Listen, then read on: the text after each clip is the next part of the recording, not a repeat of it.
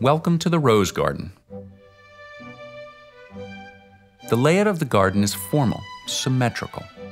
Jensen originally planned for this rose garden to be quite different. It was to be larger, less symmetrical, open to the landscape around it without barriers. But Eleanor had a different vision.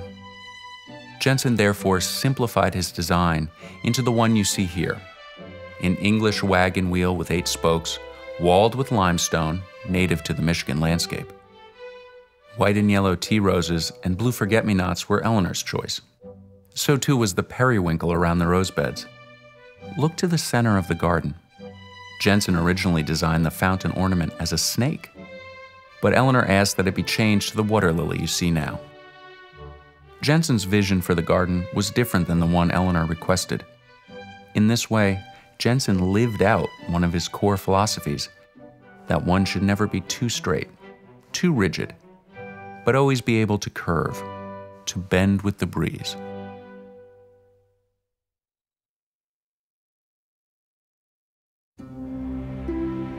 Well, she loved going down into the garden. They'd bring her a chair, and then she'd sit there and just kind of look at the flowers, and she'd be out of the wind.